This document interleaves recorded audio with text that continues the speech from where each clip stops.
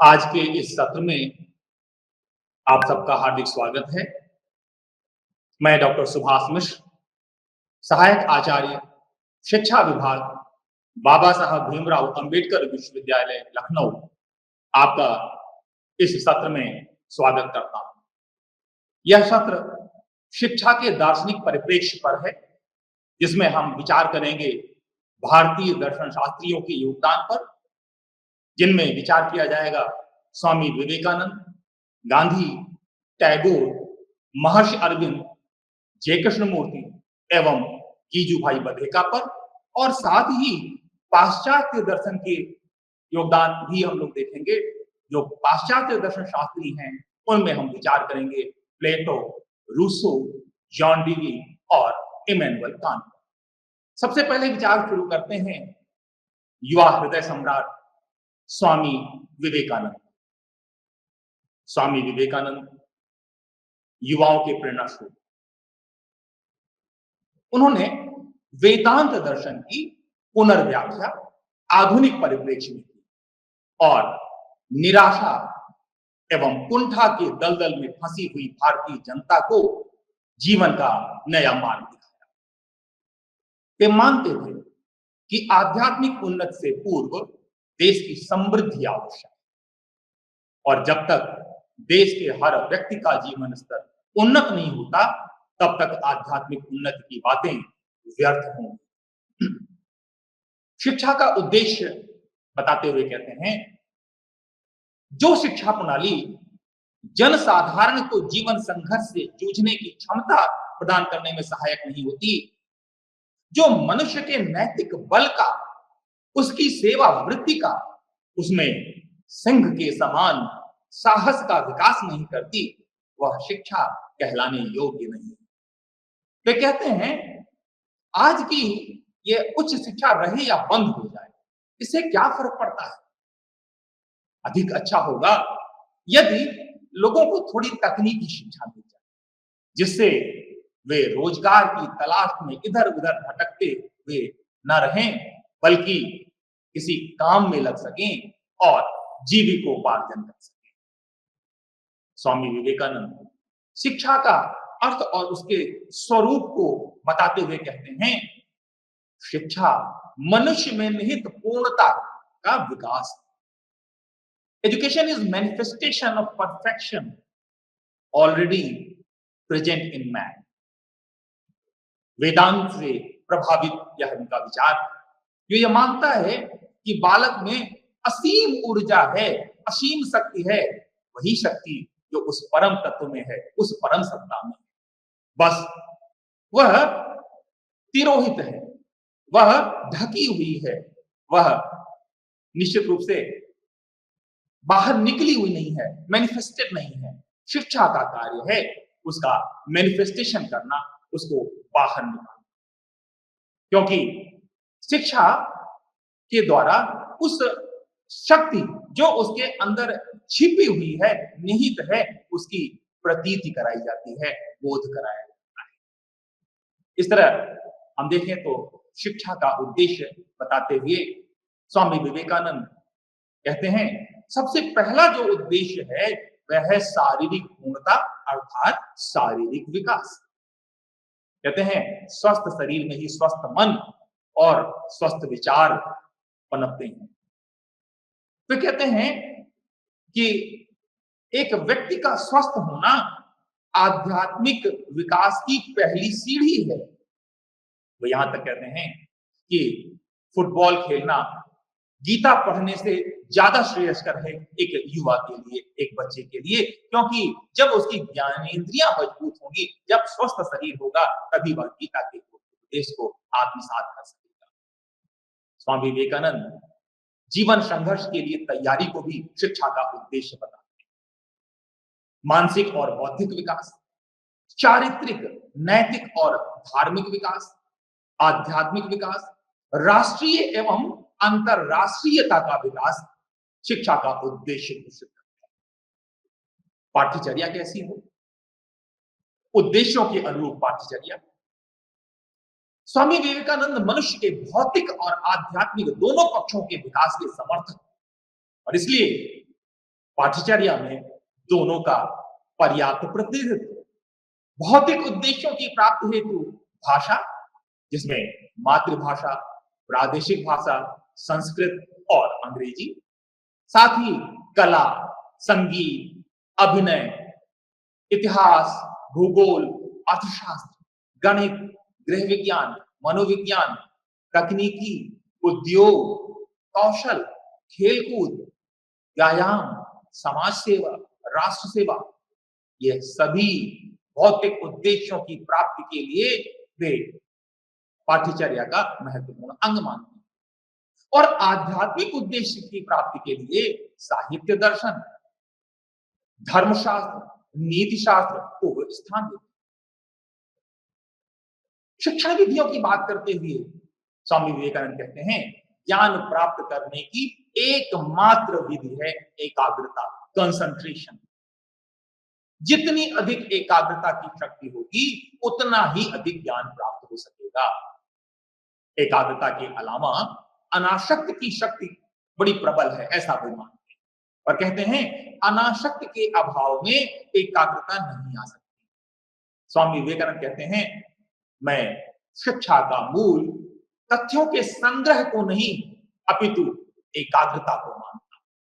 एकाग्रता और अनासक्ति दोनों की शक्तियों को विकसित कर मन रूपी निर्दोष यंत्र की इच्छा मात्र से ही तथ्यों का संकलन किया जा सकता है। अनुशासन क्या है? कहते हैं अनुशासन का अर्थ है अपने व्यवहार में आत्मा द्वारा निर्दिष्ट होना। अनुशासित होने का अर्थ है अपने आत्म तत्व से प्रेरित होकर कार्य करना, क्योंकि आत्मा तो उस परमात्मा का अंश है और जब हम उस परमात्मा के अंश आत्मा के अनुशासन में अनुशासित होते हैं तो वह अनुशासन ही वास्तविक अनुशासन है, वह आंतरिक अनुशासन। विद्यालय कैसा हो? कहते हैं प्राचीन गुरुकुल प्रणाली की भांति विद्यालयों का वातावरण शुद्ध हो और वहां व्यायाम, खेलकूद, अध्ययन, अध्यापन के साथ साथ भजन, कीर्तन और ध्यान की क्रिया का संपादन होना चाहिए। अध्यापक को भौतिक और आध्यात्मिक दोनों प्रकार का ज्ञान हो, उसे ज्ञानी, संयमी और मनोविज्ञान का ज्ञाता होना चाहिए।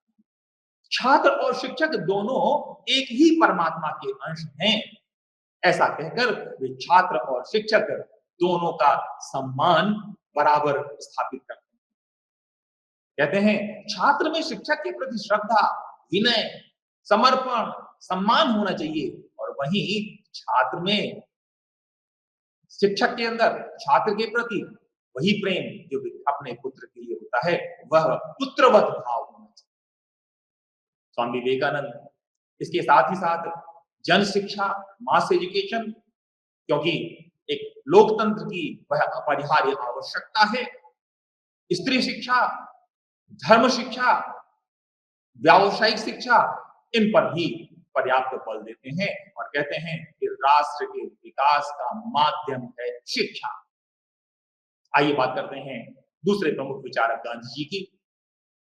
गांधी जी ने अपने जीवन दर्शन को 4 सिद्धांतों पर आधारित किया था: सत्य, अहिंसा, निर्भयता एवं सत्याग्रह।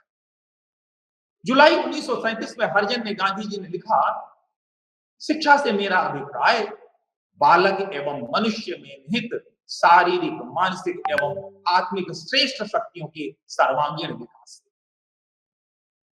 अतः सच्चा ज्ञान वही जो शरीर को रोग से, असक्तता से मुक्त करे और अन्य कर्मेंद्रियों को अकर्मण्यता से मुक्त करे, हृदय को कठोरता और ईर्ष्या से तथा संपूर्ण मनुष्य को अज्ञानता से मुक्त कर सर्वांगीण विकास का मार्ग प्रशस्त करे।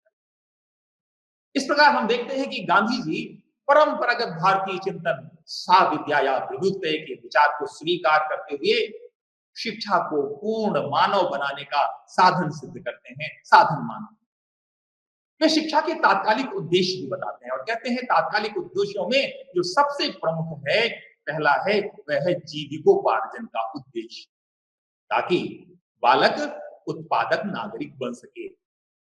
और इस तरह वे कह सकते हैं, कहते हैं ये शिक्षा बेरोजगारी के विरुद्ध एक बीमा के समान होना चाहिए। Education ought to be for them a kind of insurance against unemployment। यानी हर व्यक्ति राष्ट्र के विकास में अपना योगदान देने वाला हो, ऐसी शिक्षा व्यवस्था हमारी होनी चाहिए। वे सांस्कृतिक उद्देश्य भी घोषित करते हैं और कहते हैं भारतीय सभ्यता और संस्कृति का संरक्षण एवं संवर्धन करना शिक्षा का दूसरा प्रमुख उद्देश्य।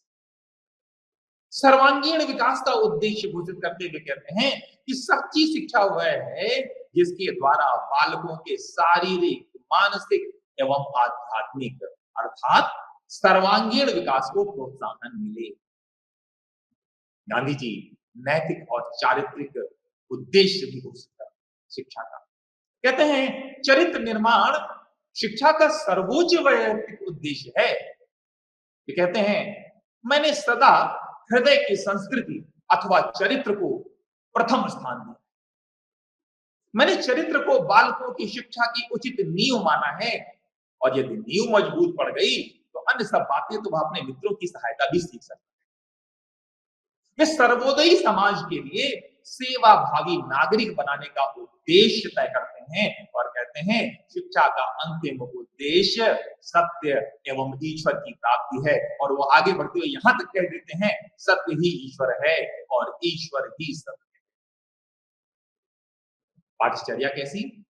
सर्वोदय विचार के अनुसार 5 प्रमुख कार्यकलाप गांधी जी प्रमुख मानते हैं पाठचर्या के लिए। पहला, स्वस्थ एवं स्वच्छ जीवन के कार्यकलाप। दूसरे, स्वावलंबन की शिक्षा। तीसरे, बुनियादी दस्तकारी यानी मूल उद्योग संबंधी कार्यकलाप पाठचर्या का अंग है। और चौथे, नागरिक जीवन की शिक्षा। और पांचवा, मनोरंजक एवं सांस्कृतिक कार्य। इन 5 प्रमुख कार्यकलापों को वो पाठचर्या में स्थान देते हैं।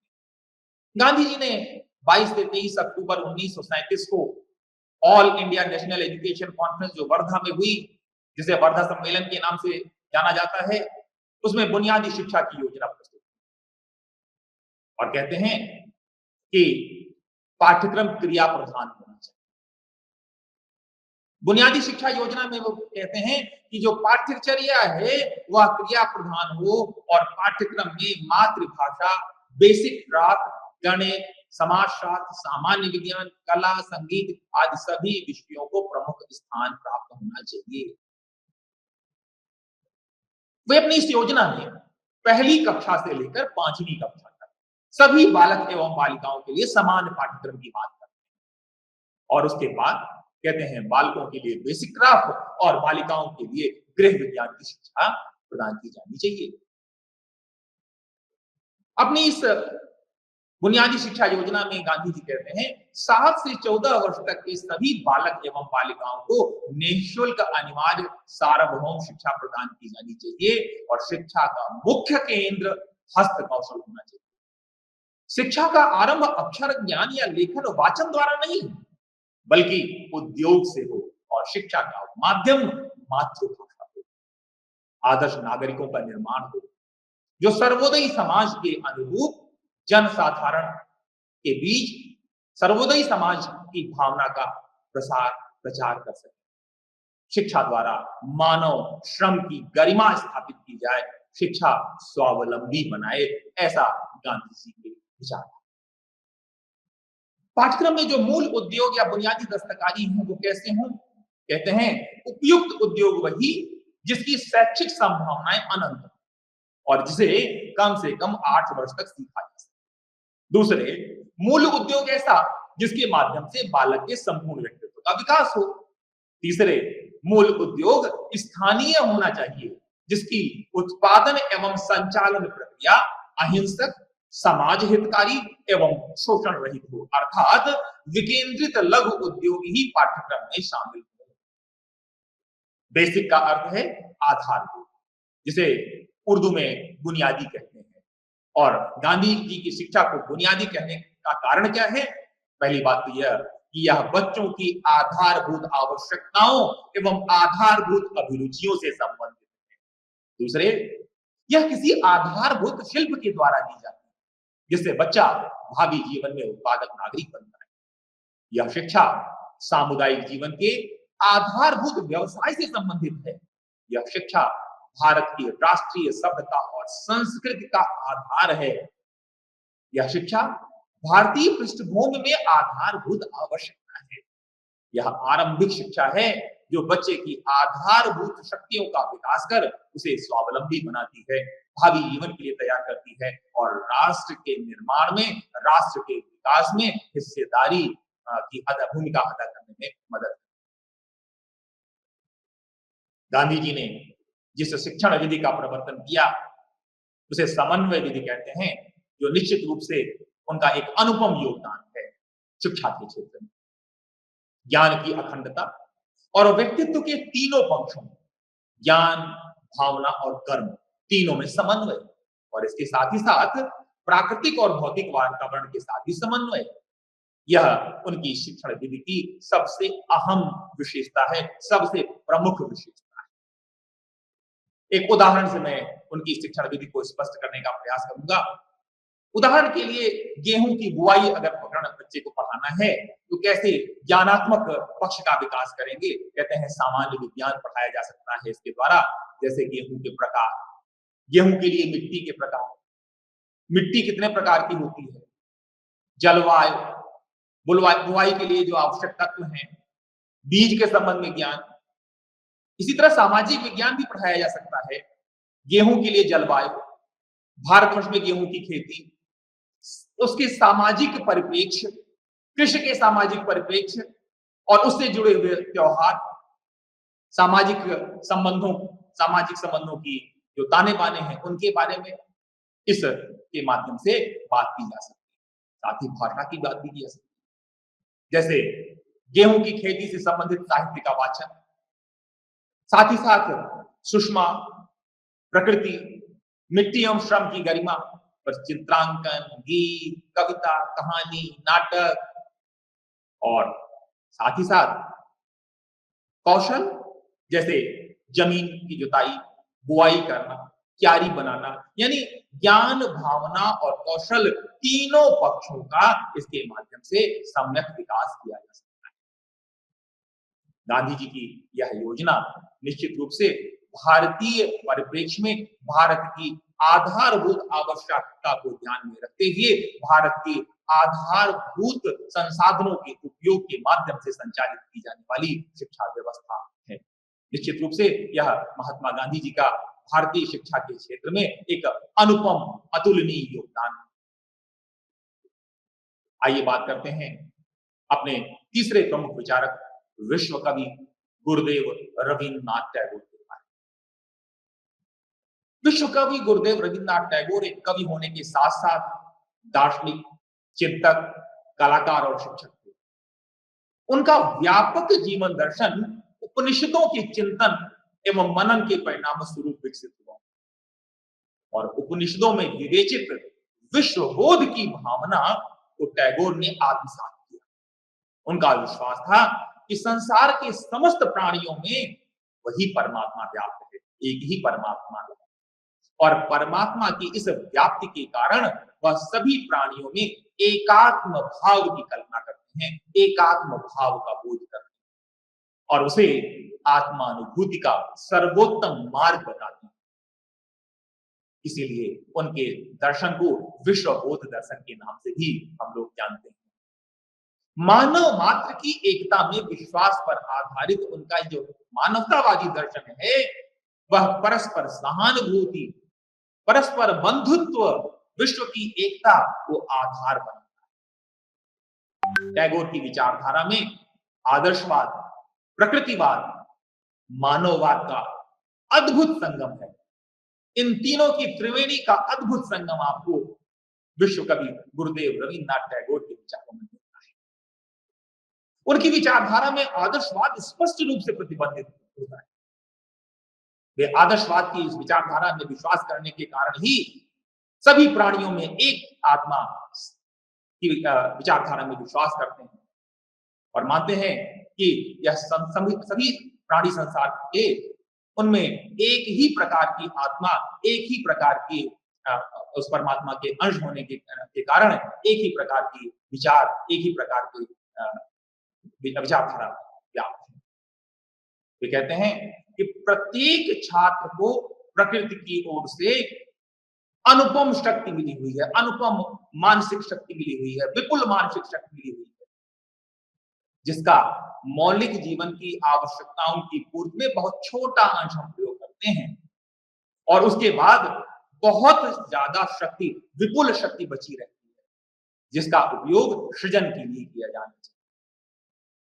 शिक्षा का जो प्रमुख कार्य है वो विद्यार्थी की इस सृजनात्मक शक्ति का पूरा पूरा उपयोग करना है, क्योंकि जैसा कि वो वेदांत की विचारधारा में विश्वास करते हुए मानते हैं कि विद्यार्थी के अंदर अपार शक्ति है, क्योंकि वह तो परमात्मा का अंश है।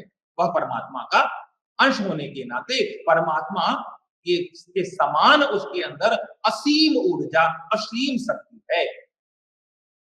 शिक्षा का कार्य केवल जीवन यापन की दक्षताएं उत्पन्न करना नहीं है, बल्कि उसमें उसके अंदर निहित उस रचनात्मक शक्ति, अपार रचनात्मक शक्ति का विकास करना है, जिससे वह जीवन में उदात्त, उच्च और आनंददायक जीवन जी सके। प्रत्येक बालक में विलक्षण प्रतिभा और क्षमता होती है। शिक्षा इस प्रतिभा को विकसित करती है और सर्वोच्च शिक्षा वह है जो हमारे जीवन और संपूर्ण सृष्टि में समरसता स्थापित करती है। टैगोर व्यक्तिगत और सामाजिक जीवन दोनों में सामंजस्य स्थापित करने की बात करते हैं और शिक्षा का एक महत्वपूर्ण लक्ष्य से घोषित करते हैं। कहते हैं जीवन का लक्ष्य आत्म केंद्रित होने में नहीं है, अपितु अपने को लुटा देने में, अपने को उस संपूर्ण में, उस परमात्मा में मिला देने में। कहते हैं यदि दीपक तेल को संचित रखना चाहे तो अंधेरा रहे। दीपक अपनी प्रकृति के अनुरूप आचरण नहीं कर सकेगा। यदि पुष्प सुगंध संचित रखना चाहे तो वह अपूर्ण रहेगा। ठीक इसी प्रकार व्यक्ति के अंदर अपार क्षमता है, असीम शक्ति है, उसे अपने इस शिक्षा के माध्यम से अभिव्यक्त करना, उसे उसकी उस रचनात्मक शक्ति के माध्यम से बाहर लाना शिक्षा का प्रमुख कार्य। शिक्षा का लक्ष्य है मनुष्य के भौतिक, मानसिक और आध्यात्मिक उन्नति के लिए प्रयास करना, जिसके लिए शारीरिक विकास, बौद्धिक विकास, सामाजिक विकास, सांस्कृतिक विकास, राष्ट्रीय एवं अंतरराष्ट्रीय भावना का विकास, नैतिक एवं आध्यात्मिक विकास, व्यावसायिक विकास शिक्षा का वह लक्ष्य घोषित करते हैं। टैगोर ने अपने सपनों का विद्यालय शांति निकेतन स्थापित किया और जो विश्व भारती के रूप में, उच्च शिक्षा के संस्था के रूप में विश्व में अपनी एक अलग पहचान बनाया। टैगोर ने जो विश्व भारती के लिए जो आदर्श लक्ष्य तय किए थे, उसमें जो सबसे प्रमुख बात थी वह थी पूर्व और पश्चिम की संस्कृतियों में समन्वय। दूसरे, पश्चिमी विद्वान का अध्ययन पूर्वी दृष्टिकोण से करना और सत्य का अनुसंधान विभिन्न दृष्टिकोणों से करना, जिससे मानवता का अधिक से अधिक कल्याण हो। मानव की समग्रता का विकास, बालक की स्वतंत्र अभिव्यक्ति का विकास उनकी शिक्षा के प्रमुख लक्ष्य हैं, जो आज भी विश्व भारती की शैक्षिक संस्कृति में देखे जा सकते हैं। टैगोर के द्वारा विवेचित पाठ्यक्रम में विभिन्न विचारधाराओं का समन्वय दिखाई देता है। प्राकृतिक, सामाजिक और आध्यात्मिक तीनों प्रकार के विकास पर बल दिखाई देता है। मातृभाषा तथा संस्कृति के साथ साथ अंतरराष्ट्रीय महत्व की भाषा एवं संस्कृतियों के ज्ञान पर भी बल देते हैं। विद्यालय में लिखना, पढ़ना, गणित यानी 3R रीडिंग, राइटिंग, अरिथमेटिक के साथ साथ अनुशासन परक विषयों के साथ साथ संगीत, चित्रकला, ललित कला, हस्तशिल्प को वे पाठ्यक्रम में बहुत ही महत्वपूर्ण स्थान देते हैं। साथ ही साथ वे बागवानी, कृषि, क्षेत्रीय अध्ययन, भ्रमण आदि के साथ साथ खेल कूद, नाटक, संगीत, नृत्य, गायन, ग्रामोत्थान, समाज सेवा इसको शिक्षा का एक महत्वपूर्ण अंग मानते हुए शिक्षा में प्रमुख स्थान देते हैं। हाँ, विधियों के संबंध में टैगोर ने कुछ विशेष नहीं लिखा, जो कुछ कहा उसका सार यह है कि पुस्तक के रूखे पृष्ठों की अपेक्षा बालक को स्वच्छंद प्रकृति के उपकरणों द्वारा शिक्षा प्रदान की जानी चाहिए। उन्होंने स्वयं अनुभव द्वारा तथा भ्रमण, अवलोकन और प्रश्नोत्तर के माध्यम से शिक्षा प्रदान किए जाने की वकालत की और उसके माध्यम से प्रकृति के अनुरूप विद्यार्थी की प्रकृति के अनुरूप शिक्षा प्रदान करने पर बल दिया और पुस्तकीय ज्ञान की उपेक्षा की। कहते हैं बालक ईश्वर की सर्वश्रेष्ठ कृति है और वे बालक पर रखे जाने वाले कृत्रिम नियंत्रण के विरुद्ध है। टैगोर विद्यालय कृत्रिम नियंत्रण के विरुद्ध होकर वे कहते हैं विद्यालय का कठोर अनुशासन वास्तव में अनुशासन स्थापित नहीं करता, वह भय उत्पन्न करता है और भय से सीखना नहीं होता, भय से संस्कार नहीं का विकास नहीं होता, भय से संस्कृति का विकास नहीं होता। इसलिए वह स्वतंत्र नियंत्रण रहित, पर नियंत्रण रहित कहने का तात्पर्य नहीं है कि वे निरंकुश की बात करते हैं, वे प्राकृतिक नियंत्रण की बात करते हुए विद्यालय व्यवस्था की संकल्पना करते हैं। वे प्रकृतिवादी रूसों की भांति सामाजिक कृत्रिमता का विरोध करते हैं। कहते हैं जो सामाजिक कृत्रिमता है इसके सर्वहारा प्रवाह में बालक के प्राकृतिक गुण बह जाते हैं। बालक की सच्ची शिक्षा वही है जिसमें उसके प्राकृतिक गुणों और उनका विकास हो, प्राकृतिक गुणों की उसकी रक्षा हो। चारों तरफ फैली हुई प्रकृति ही शिक्षिका है, अतः बालक को प्राकृतिक जीवन के निकट संपर्क में रहने का अवसर मिलना चाहिए और इसीलिए विद्यालय प्रकृति की गोद में होना चाहिए। विद्यालय प्रकृति के विद्यालय कह सकते हैं प्रकृति का एक तरह से प्रतिनिधित्व करते हुए होना चाहिए। कहते हैं इससे न केवल शारीरिक और मानसिक विकास होगा बल्कि भावनात्मक और बौद्धिक विकास भी समुचित होगा। वर्तमान शिक्षा प्रणाली पर आक्षेप करते हुए एक बात कहते हैं हम बालक को भूगोल पढ़ाने के फेर में उसकी पृथ्वी छीन लेते हैं, व्याकरण पढ़ाने के लिए हम उसकी सहज भाषा उसे छीन लेते हैं, उसकी भूख तो काव्य के लिए है किंतु उसके सम्मुख हम मात्र तथ्यों एवं तिथियों से भरे हुए अभिलेख प्रस्तुत कर देते हैं। बालक जन्म तो लेते हैं जगत में पर हम उन्हें बेजान ग्रामोफोन की जगत में धकेल देते हैं और आज की जो तकनीकी शिक्षा का जो प्रभाव है शिक्षा पर वह हम सबको टैगोर के इन विचारों से प्रेरणा लेने की बार बार इंगित करता है। टैगोर प्रकृति को सर्वोत्तम शिक्षिका मानते परंतु मानवीय शिक्षक की उपेक्षा नहीं करते। विद्यालय प्राचीन गुरुकुल की भांति नगर के कोलाहल से दूर हो और कहते हैं वे प्रकृति के सुरम्य वातावरण में हो। यह कह सकते हैं कि उनका जो वातावरण हो वह इतना आनंददायक हो कि बालक अपनी प्राकृतिक शक्तियों का उस प्रकृति में रहकर तादात्म्य स्थापित करते हुए अपना विकास कर सके। टैगोर अनुशासन के महत्व को अस्वीकार करते हैं ऐसा नहीं है। जब वह नियंत्रण न होने की बात कहते हैं तो इसका मतलब यह नहीं कि वो स्वच्छंदता की बात करते हैं, वे नियंत्रण की बाह्य व्यवस्था के विरुद्ध हैं। वे कहते हैं आंतरिक भावना के रूप में दंड के विरोधी तो जरूर हैं वे, लेकिन आंतरिक भावना के रूप में आत्मा अनुशासन के रूप में वे निश्चित रूप से अनुशासन के पक्षधर हैं, अनुशासन की बात। टैगोर जनसाधारण की शिक्षा की बात करते हैं।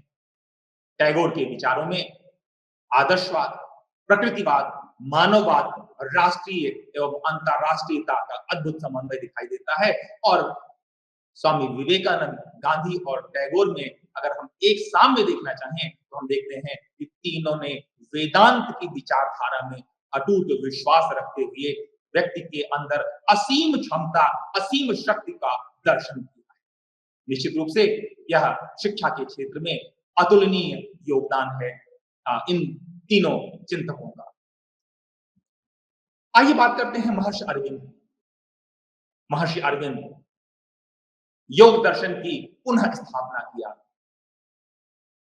और आधुनिक परिप्रेक्ष्य में योग दर्शन की पुनर्व्याख्या करते हुए सर्वांगा अनुभवातीत सर्वांग योग दर्शन की वकालत करते हैं और योग दर्शन के किसी एक रूप में विश्वास न रखते हुए, योग दर्शन के किसी एक अंग में विश्वास न रखते हुए, एक मार्ग में विश्वास न रखते हुए विभिन्न मार्गों को एक समरूप, समजातीय और समन्वित रूप में बांध कर देखने का प्रयास करते हैं और सर्वांगिकता के साथ साथ केवल इंद्रिय अनुभव को सर्वोच्च ज्ञान नहीं मानते, बल्कि मानते हैं कि सर्वोच्च कोटि का ज्ञान तो वह है जो आध्यात्मिक ज्ञान।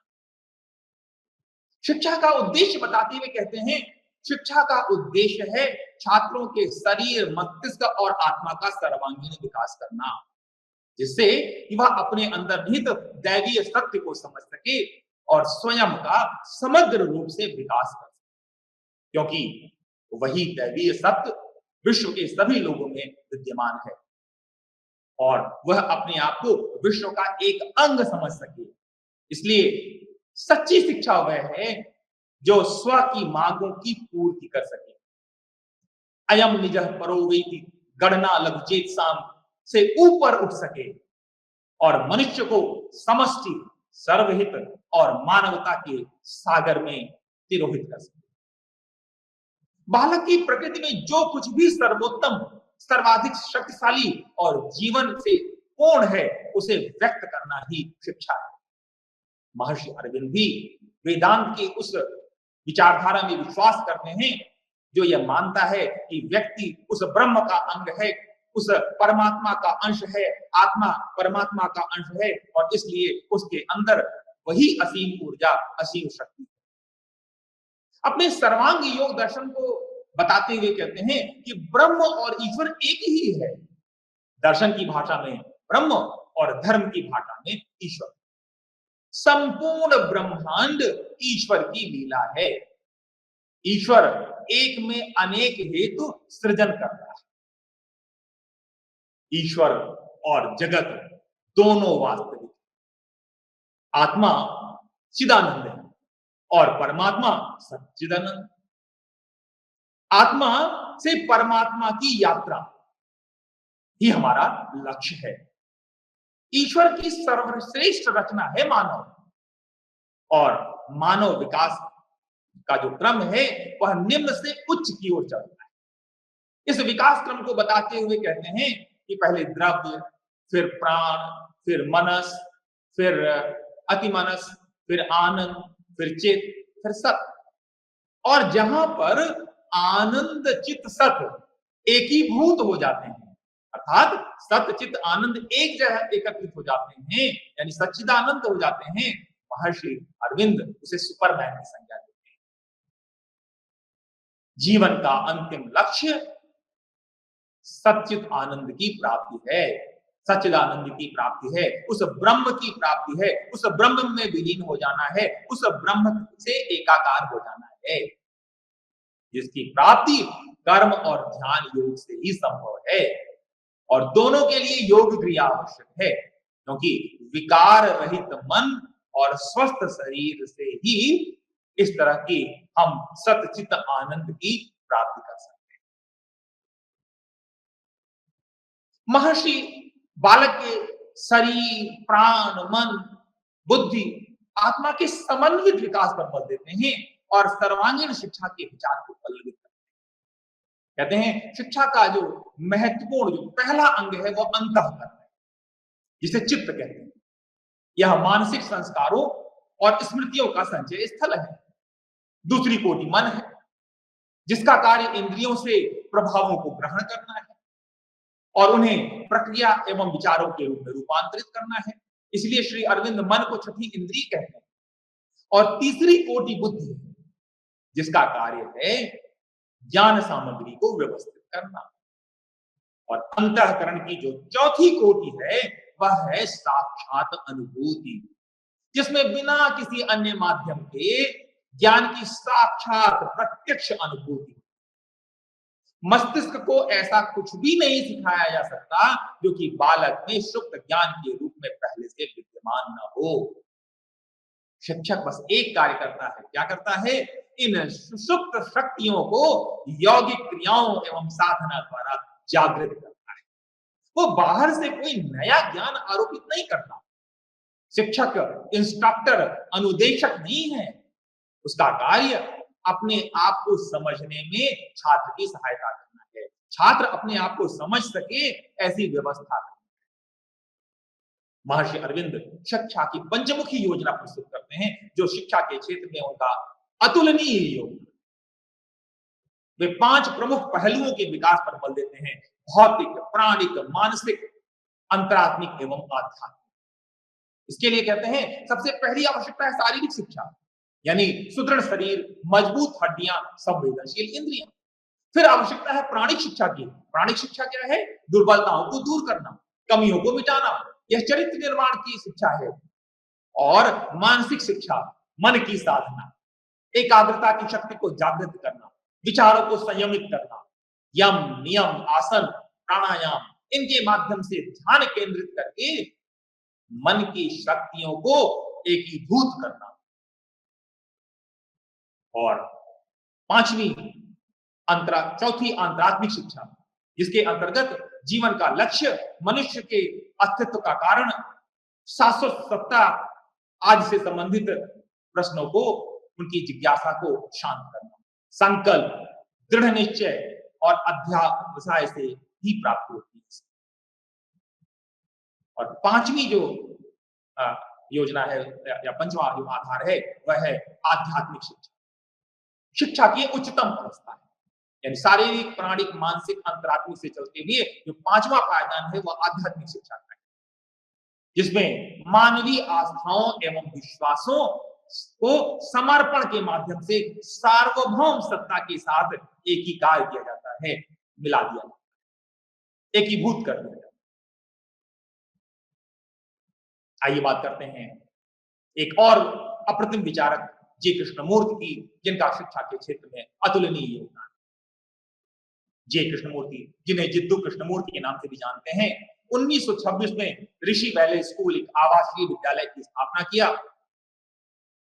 प्रोफेसर मीनाक्षी थापन की पुस्तक है लाइफ एट स्कूल, जिसमें इस विद्यालय के उन संदर्भों का इतना सुंदर विवेचन है जिससे ऋषि वैली का साक्षात दर्शन होता है।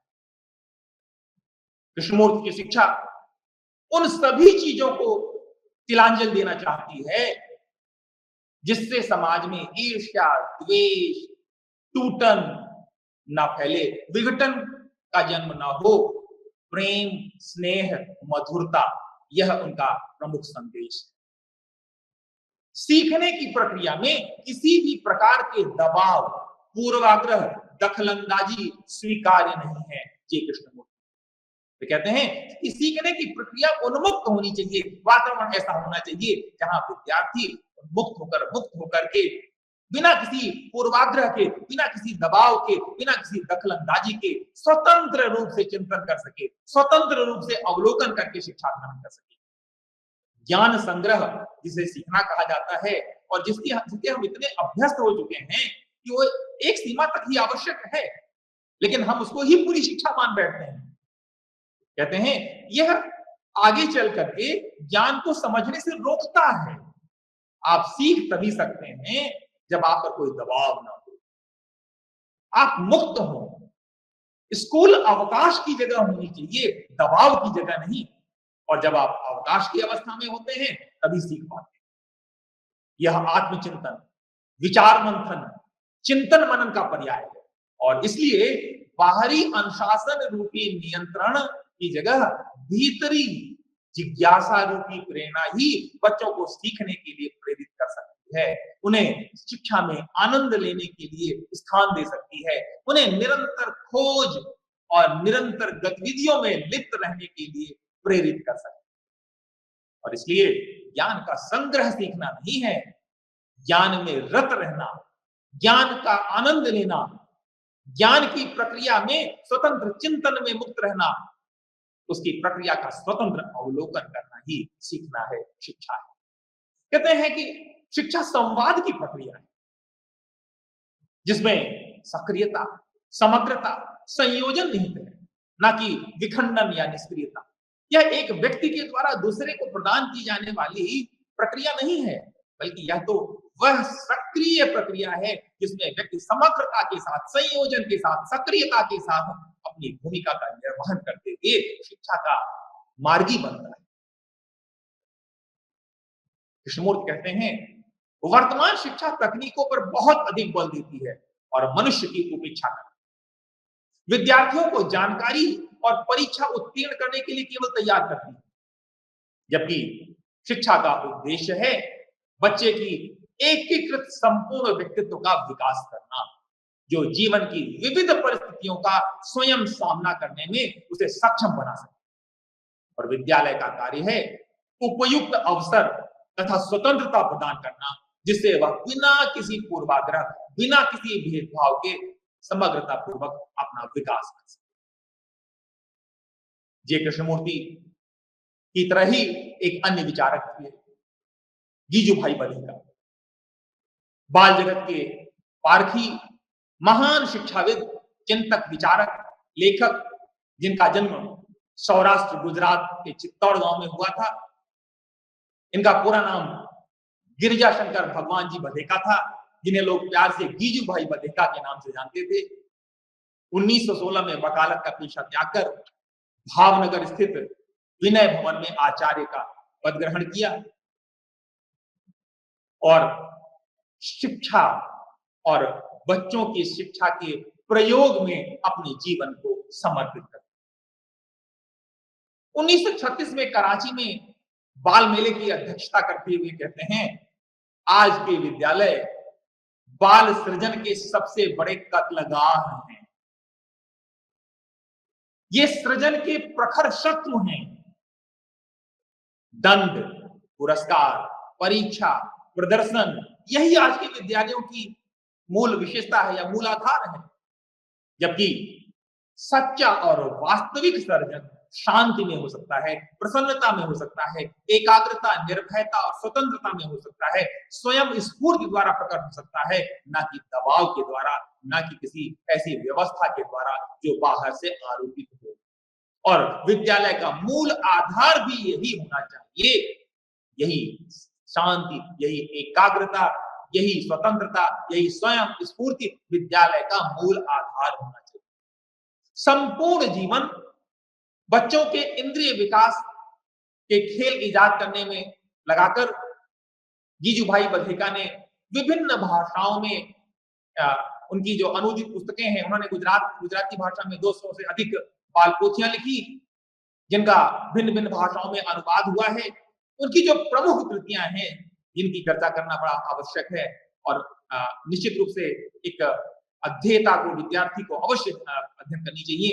दिवास्वप्न, जो उनके अनुपम प्रयोगों का संग्रह है। ऐसे हो शिक्षक, शिक्षकों से, माता पिता से, माता पिता के प्रश्न, माता पिता की माथापच्ची, मां बाप बनना कठिन है, बाल शिक्षण, चलते फिरते शिक्षा, ऐसी अनेकों रचनाएं उन्होंने की, बाल पोथियां, जो विद्यार्थियों के जीवन में उन अनुभवों के माध्यम से शिक्षा प्राप्त करने का अवसर प्रदान करती हैं, जिनमें उन्हें बाहर से लाने की कुछ आवश्यकता नहीं है।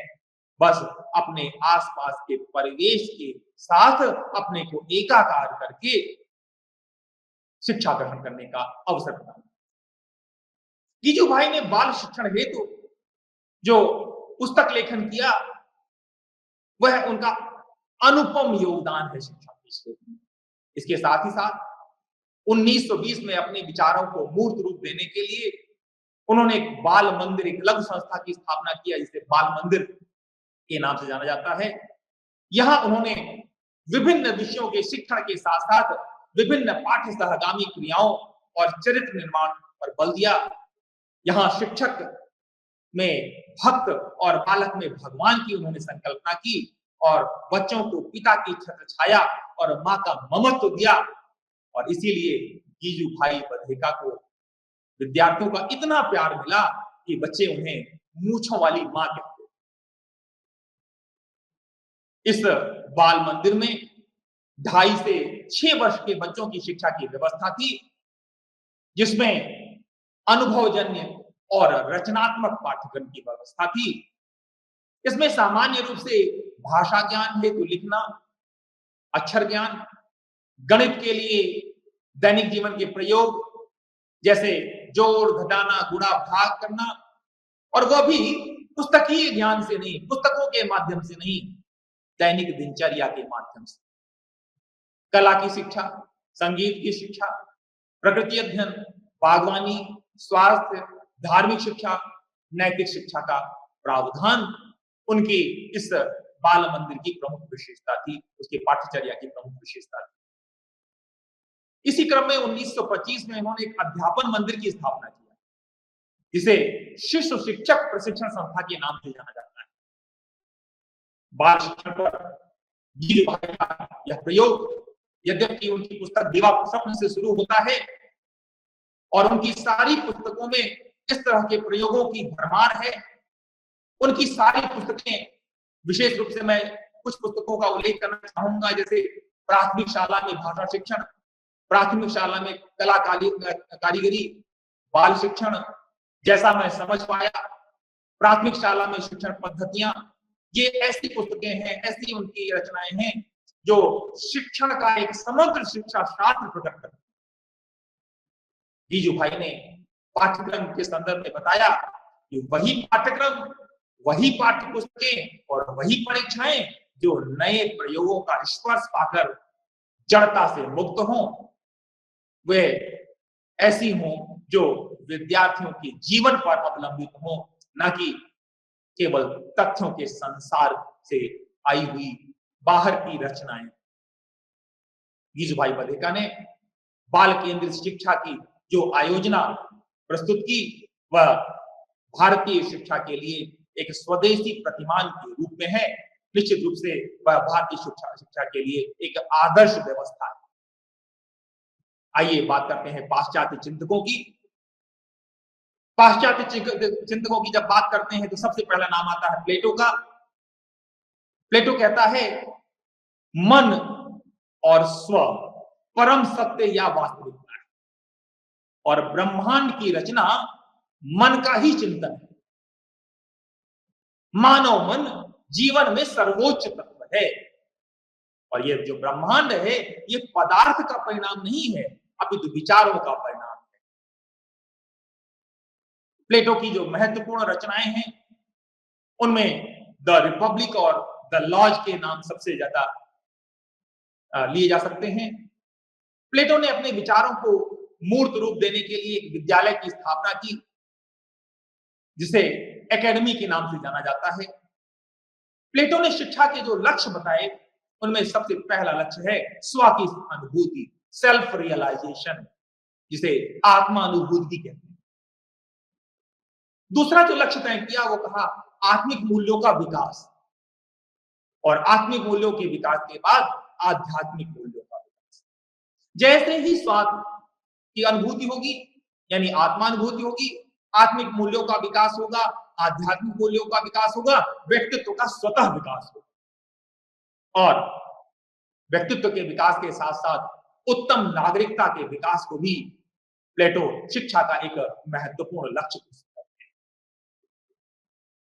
प्लेटो की शिक्षा योजना में मुख्य विषय बुद्धिजीवियों के बीच तर्क प्रक्रिया, वाद विवाद, प्रश्नोत्तर, और जो प्रमुख विचारधारा जो उसका आधार है वह है सत्यम शिवम सुंदरम की विचारधारा।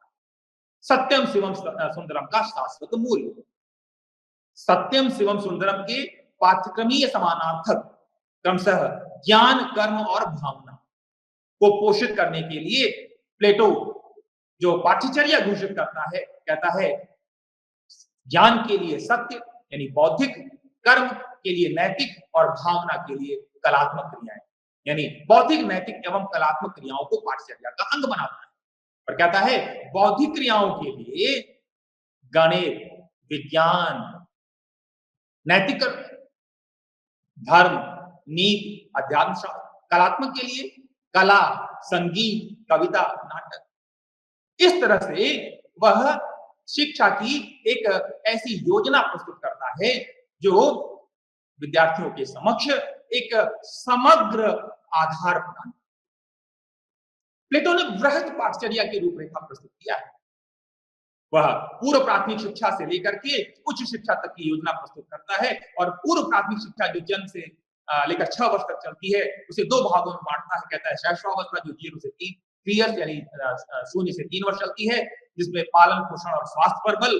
फिर नर्सरी शिक्षा जो 4 से 6 वर्ष चलती है, जिसमें कल्पना शक्ति के विकास पर बल, नैतिक और चारित्रिक विकास पर बल, अच्छी आदतों के विकास पर बल, शारीरिक और मानसिक विकास पर बल। और फिर प्राथमिक शिक्षा जो 7 से 16 वर्ष तक चलती है, विशेष रूप से 7 से 13 वर्ष जिसमें प्राथमिक शिक्षा और 13 से 16 वर्ष जिसमें मध्य शिक्षा। प्राथमिक शिक्षा में वह बालक और बालिकाओं के लिए शिक्षा की अलग अलग व्यवस्था करता है। खेल कूद, शारीरिक शिक्षा, संगीत, धर्म, नैतिक शिक्षा, गणित, प्रमुख विषय, शारीरिक, बौद्धिक और भावात्मक तीनों पक्षों के विकास पर बल देता है।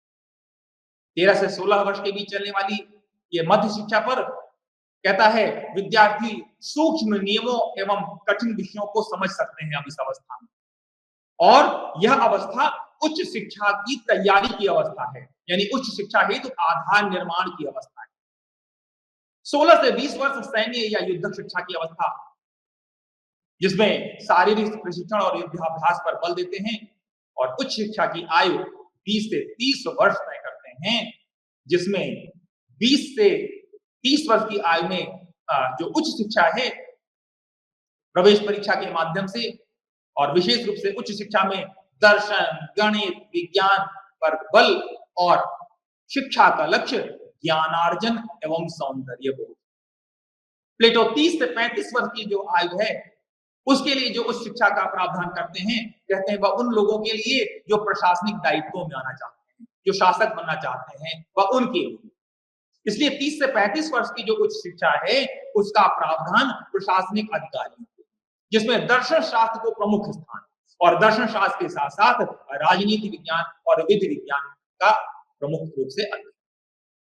और 30 से 35 वर्ष की आयु के लिए वे व्यावसायिक शिक्षा की बात करते हैं।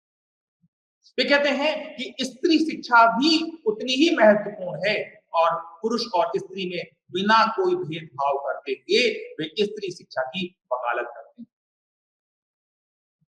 आइए बात करते हैं एक अन्य विचारक रूसो। रूसो का मानना था कि प्रकृति के रचयिता के हाथों से आने वाली प्रत्येक वस्तु सुंदर होती है, परंतु वह मनुष्य के हाथ में आकर कह सकते हैं कि विकृत हो जाती है। वह समाज को विकृति का एक प्रमुख कारण मानता था। कहता है व्यक्ति को समाज के बंधनों से मुक्त करना आवश्यक है, उसे प्रकृति के निकट ले जाना आवश्यक है, और जैसे ही व्यक्ति मनुष्य प्रकृति के निकट पहुंच जाएगा वह अपने मूल रूप को प्राप्त कर लेगा। रूसो की जो प्रसिद्ध रचनाएं हैं, the progress of art and science, origin of inequality among man, Emile, उसने अपनी पुस्तक एमिल में शिक्षा पर विशद विवेचन किया। रूसो ने शिक्षा में बालक की संपूर्ण स्वतंत्रता का पक्ष लिया। नियमों का पालन, प्राकृतिक गतिविधियों पर बल उसके शिक्षा का केंद्र है। रूमानी प्रकृतिवाद उसकी प्रमुख दार्शनिक विचारधारा है, जिसमें वो बालक को ईश्वर की एक पवित्र कृति मानता है और कहता है प्रकृति निर्माता के हाथ में जो भी वस्तु आती है, वहां से जो भी वस्तु चलकर आती है वो पवित्र होती है, परंतु मनुष्य के हाथों में आकर, समाज के हाथों में आकर उसका अधःपतन होने लगता है। वह बालक को जन्म से अच्छा और सद्गुणी मानता है और शिक्षा के द्वारा इस प्राकृतिक अच्छाई को नष्ट न करने की सलाह देता है और कहता है कि बालक की प्रकृति का पोषण किया जाना चाहिए, न कि उसे अनावश्यक रूप से वयस्क बनाने का प्रयास करना चाहिए। उसे पहले से अनावश्यक रूप से मैच्योर करने की आवश्यकता नहीं है, उसे लघु वयस्क बनाने की आवश्यकता नहीं है। रूसो बालक पर सामाजिक दबाव डालने का सख्त विरोध करता है। कहता है कि ये जो संस्थाएं हैं वे उस पर अनावश्यक दबाव डालती हैं। बाल केंद्रीय शिक्षा की वकालत करते हुए वह कहता है कि बालक को प्रकृति में स्वतंत्र रूप से प्रस्फुटित होने का अवसर प्रदान किया जाना चाहिए, और इसलिए वह विधेयात्मक शिक्षा की वकालत करता है, का विरोध करता है और निषेधात्मक शिक्षा की वकालत करता है। वह जो विधेयात्मक पॉजिटिव एजुकेशन है उसके विरुद्ध है। वो कहता है कि हम बच्चे के दिमाग में यह न ठूसें कि हम वो यह करे, यह जाने, यानी तथ्यों की भरमार ना करें। बल्कि बच्चे को यह बता दिया जाए कि क्या उसे नहीं करना है और फिर उसे स्वतंत्र छोड़ दिया जाए। वह अपनी प्रकृति के अनुरूप व्यवहार करने के लिए स्वतंत्र रहे। उस पर अनावश्यक दबाव न डाला जाए, उसे तथ्यों के जाल में न फंसाया जाए, बल्कि उसे प्रकृति के जीवन का आनंद लेने दिया जाए। तो रूसो की नकारात्मक शिक्षा वास्तव में बिना किसी बंधन के स्वतंत्र रूप से मुक्त होकर के बिना किसी नियंत्रण के शिक्षा प्रदान करने की विधि है, जहां पुस्तकों के माध्यम से अधिगम नहीं है, बल्कि प्रकृति के उन्मुक्त वातावरण में प्रत्यक्ष अनुभव के माध्यम से शिक्षा ग्रहण करने की व्यवस्था है। रूसो अपनी विशद पाठचर्या का विवेचन करता है। शैशवावस्था के लिए वह शरीर और इंद्रियों के प्रशिक्षण पर बल देता है। मातृभाषा के माध्यम से नैतिक वार्तालाप को अपनी पाठचर्या का प्रमुख अंग बताता है। बाल्यावस्था जो 5 से 12 वर्ष है, उसके लिए वह प्रत्यक्ष अनुभव और अवलोकन के माध्यम से शिक्षा की बात करता है और निषेधात्मक शिक्षा के माध्यम से शिक्षा देने की बात करता है, अर्थात बिना किसी अनावश्यक नियंत्रण या दबाव की शिक्षा देने की बात करता है। और 12 से 15 वर्ष में किशोरावस्था, जिसमें गणित, विज्ञान, कला, और युवावस्था में वह नैतिक धार्मिक शिक्षा की बात करता है। जॉन डीवी की बात करें, एक शिक्षा को सामाजिक आवश्यकता मानते हैं और समाज और व्यक्ति दोनों के लिए, दोनों की प्रगति के लिए वह शिक्षा को आवश्यक मानते हैं। कहते हैं शिक्षा ही स्वयं जीवन है, जीवन की तैयारी नहीं है। शिक्षा व्यक्ति में उन सभी क्षमताओं का विकास करे जिससे वह अपने उस समाज में अपना जीवन जीने में समर्थ हो सके। कहते हैं शिक्षा ही जीवन है, जीवन ही शिक्षा है, जीवन की तैयारी शिक्षा नहीं है। विद्यालय सामाजिक आदान प्रदान के केंद्र बने, विद्यार्थी एक सामाजिक प्राणी है और शिक्षक समाज का सेवक है जो समाज में चलने वाली शिक्षा के लिए वातावरण का निर्माण करता है। और शिक्षा अनुभवों की रचना है, अनुभवों की पुनर्रचना है, और विद्यालय का कार्य है अनुभवों की पुनर्रचना के लिए अवसर प्रदान करना। एक अंतिम विचारक पर बात करें जो इमैनुअल कांट के नाम से जाने जाते हैं। उन्होंने यथार्थ की प्रकृति को समझने के लिए विचार आधारित पद्धति को जन्म दिया, जिसके अनुसार किसी भी व्यक्ति को केवल परीक्षण करना चाहिए और तर्क की प्रक्रिया का विश्लेषण करना चाहिए जो अनुभव की प्रकृति को नियंत्रित करे। कहते हैं शिक्षा का लक्ष्य है प्राकृतिक अच्छाई के रूप में मानव में पहले से विद्यमान तत्वों का विकास करना, शिक्षित व्यक्तियों द्वारा समाज की सतत उन्नति करना, वैज्ञानिक परीक्षण एवं तर्क पर आधारित ज्ञान की स्वीकार्यता की बात करते हैं। कांट किसी भी चीज को उसके प्रयोग से पहले स्वीकार नहीं करते। वे कहते हैं कि किसी भी चीज को उसके प्रयोग से पहले नहीं पढ़ाया जाना चाहिए। इसीलिए उन्होंने प्रायोगिक विद्यालय की अवधारणा दिया और पाठचर्या को आयु समूह के अनुरूप अवधारित करने पर बल दिया। आज हम लोगों ने भारतीय एवं पाश्चात्य चिंतकों की बात की। इन चिंतकों का शिक्षा में, शिक्षा के उद्देश्य, शिक्षा की पाठ्यचर्या, शिक्षा की विधि, विद्यालय की व्यवस्था, शिक्षक की भूमिका, छात्र की भूमिका, अनुशासन की प्रकृति, इन विचारों को ग्रहण करने में इन सभी चिंतकों का अतुलनीय योगदान है। आज के विचार बस यहीं तक। इन्हीं विचारों के साथ आज का यह समाप्त करते हैं। धन्यवाद।